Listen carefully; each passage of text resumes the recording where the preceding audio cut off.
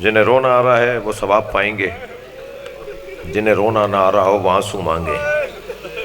یا اللہ مجھے رونے کی توفیق عطا فرما، یہ ایک قطرہ عشق میری اور آپ کی نجات کے لیے کافی ہے۔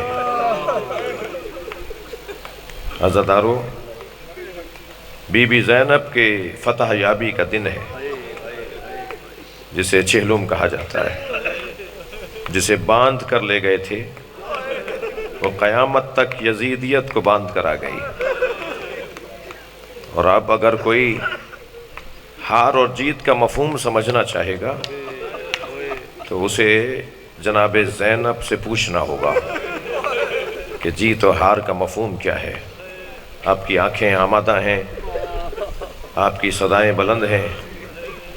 عزادارو، کربلا سے لٹا ہوا قافلہ جب چلا تھا تو بہت سے بچے تھے، ایک بچی بھی تھی، مگر یہ قافلہ جب شام پہنچا تو بہت سے بچے تو رستوں میں گرتے رہے۔ میں 3 سال پہلے جب بی بی زینب کو سلام کرنے گیا تو بیروت ایئرپورٹ پر اتر کر زمینی رستے سے ہم شام میں داخل ہوئے۔ تو جو شام اور بیروت کا سرحدی شہر ہے اسے بالابک کہتے ہیں، وہاں ہم ٹھہرے ہوئے تھے تو کسی نے بتایا یہاں امام حسین کی 2 بیٹیوں کے مزار بھی ہیں۔ ہم زیارت کے لیے گئے تو دونوں دختران امام حسین کو سلام کیا تو وہاں جا کے اور گریہ بڑھا کہ جب متولی نے یہ بتایا کہ ان میں سے ایک بیٹی کی عمر 9 سال تھی اور ایک بچی کی عمر 14 سال تھی۔ وہ جو 9 سال والی بچی تھی وہ اونٹ سے گری، پیچھے آنے والے اونٹ نے پیر رکھ دیا۔ اجرکم اللہ، اجرکم اللہ، جو رونے آئے ہیں آوازوں کا آزاد۔ اور وہ جو 14 سال والی بچی تھی، جب یہاں سے گزر رہے تھے تو لوگ پتھر مار رہے تھے، ایک پتھر اس بی بی کے سر پہ لگا اور چوٹ اور زخم اتنا شدید تھا کہ بالآخر یہ شہید ہو گئی۔ اب یہ بی بی ام لیلہ کی بیٹیاں تھیں یا بی بی رباب کی بیٹیاں تھیں؟ رونا اور عزا اس بات پر ہے کہ یہ مائیں بچیوں کو چھوڑ گئیں۔ عزاداروں، مجلس میں خواتین بھی بیٹھی ہیں اور دودھ پلانے والے بچوں کی، پینے والے بچوں کی مائیں بھی بیٹھی ہیں۔ جب بچے گرتے تھے نا اونٹوں سے تو بندھے ہوئے ہاتھوں میں مائیں بس حسرت بڑی نگاہوں سے دیکھ کر کہتی تھی تمہیں ہم نے اللہ کے حوالے کیا۔ کیا کرتی یہ؟ اجرکم اللہ، اجرکم اللہ، آوازیں بلند ہیں۔ عزادارو، یہ قافلہ شام پہنچا اور شام میں بازار شام، دربار شام اور زندان شام، یہ تینوں سخت امتحان تھے جناب زینب کے لیے، سخت ترین امتحان تھے۔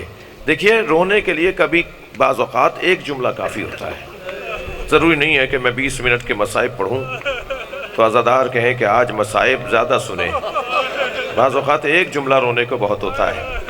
ابھی پچھلے دنوں ایک شہر کے اندر، اندرون ملک کے ایک شہر میں بہت بڑا مجمع بڑی کثرت سے سننے آئے ہوئے تھے لوگ۔ محبت کرنے والوں میں سے کسی کا ایک مجھے دھکا لگا، میں ذرا غیر متوازن ہوا تو میرے سر سے عمامہ زمین پہ گر گیا۔ تو وہاں جو چاہنے والے تھے ایک نے اٹھا کر مجھے دیا اور اس کی مذمت کرنے لگے کہ دیکھ کے چلو کیا کر رہے ہو۔ وہ مجھے عمامہ اٹھا کر معافیاں مانگتے ہوئے دے رہا تھا اور میں رو رہا تھا۔ ہمارے اربوں کھربوں انگنت امام قربان حسین کی جوتیوں پر، ہمارے ماں باپ فدا، ہمارے اجداد فدا، ہماری نسلیں قربان امام حسین کے چپلوں پر، جوتیوں پر، نالینوں پر۔ کیا حیثیت ہے ہماری؟ لوگ بڑھ کر امامے کا ادب کر رہے تھے۔ اس وقت مجھے رونا اس بات پر آیا کہ حسین کا امامہ اتار کے کوئی لے گیا۔ جناب زینب نے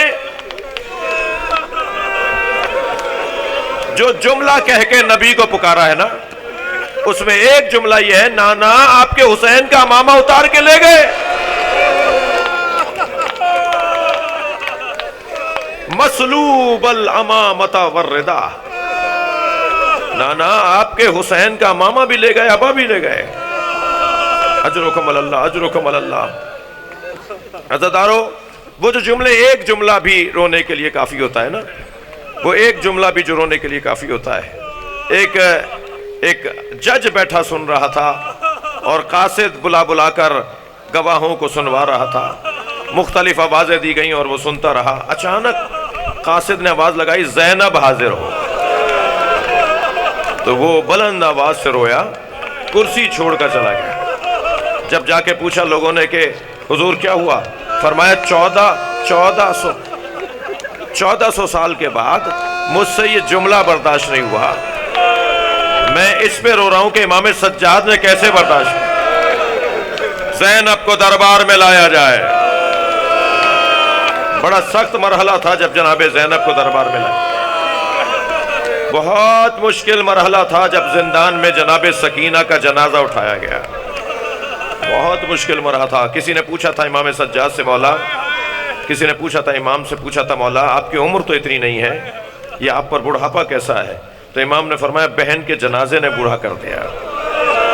وہ ننھی سی میت، وہ چھوٹی بہن کا میت جو میں نے زندان شام میں اٹھائی اور بی بی کو وہیں دفنا دیا۔ عزیزدارو، بڑا عجیب جملہ آپ کو کہہ دوں، یہ وہ اسیر ہے جو آج تک اسیر ہے۔ جناب سکینہ آج تک زندان شام میں ہے۔ دیکھیے، جلتے ہوئے خیمے سے جناب زینب امام سجاد کو لائیں، بڑا مشکل مرحلہ تھا۔ بی بی کی ابا میں آگ لگتی تھی، آگ چھڑاتی تھی، پھر دوسری ابا میں دوسری طرف آگ لگتی تھی، آگ چھڑاتی تھی، اور امام سجاد کو اٹھا کر لے آئیں۔ مگر اس سے زیادہ مشکل تھا قبر سکینہ سے جناب رباب کو اٹھا۔ جناب رباب کو لے کر آتے تھے، بی بی پھر چلی جاتی۔ جناب رباب کو لے کر آتے تھے، بی بی پھر چلی جاتی تھی۔ جناب زینب نے فرمایا بھابی قافلہ تیار ہے، چلیے۔ تو روتے ہوئے فرمایا میرا مدینے میں کون ہے، میرا والی کربلا میں میری بچی اکیلی ہے۔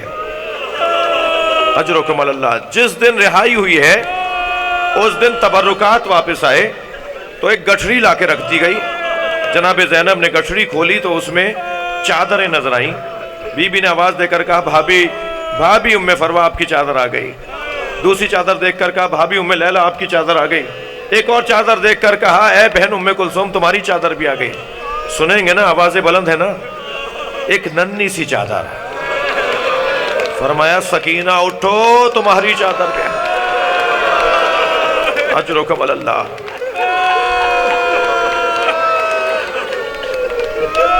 شام سے رہائی پا کر جناب زینب کربلا جا رہی ہیں۔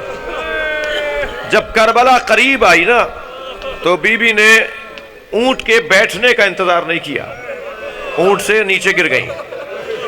اور میں نہیں بیان کر سکتا کہ جس انداز سے قبر حسین کی طرف بڑھی ہیں۔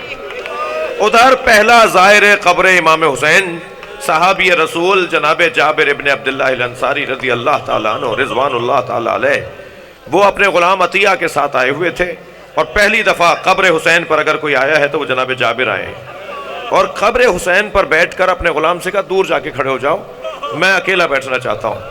عطیہ کہتا ہے کہ میں دور سے دیکھ رہا تھا، لگ ایسا رہا تھا جیسے حسین سے بات کر رہے ہوں۔ وہ کچھ کہتے ہیں اور پھر جواب آتا ہے، کچھ دیر رکتے ہیں اور سنتے ہیں کہ کوئی جواب آ رہا ہے۔ کہتے ہیں میں دور کھڑا، اچھا نابینا ہو گئے تھے، انہیں نظر نہیں آتا تھا جناب جابر ابن عبداللہ انصاری کو۔ عطیہ کہتا ہے میں دور کھڑا ہوا تھا کہ اچانک میرا مولا یعنی جابر ابن عبداللہ الانصاری اچانک قبر حسین سے کھڑے ہو گئے اور آوازیں لگانے لگے عطیہ مجھے لے کر جاؤ۔ جیسے قبر سے آواز آئی ہو عطیہ دور چلے جاؤ میری بہن آ رہی، جابر دور چلے جاؤ میری بہن زینب آ رہی ہے۔ ادھر جناب زینب نے جب قبر حسین کو دور دیکھا تو خود کو سواری سے گرا دیا اور گئی ہیں قبر حسین کی طرف۔ مگر عزاداروں میں ایک آخری جملہ کہہ کے مجلس مکمل کر رہا ہوں۔ قبر حسین کے قریب جا کر پیر بھاری ہونے لگے، پیر اٹھ نہیں رہے تھے جناب زینب سے، تو وہاں دور کھڑے ہو کر کہا بھائی میں سکینہ کو چھوڑ آئی۔ سکینہ زندان شام میں رہ گئی۔ ماتم حسین یا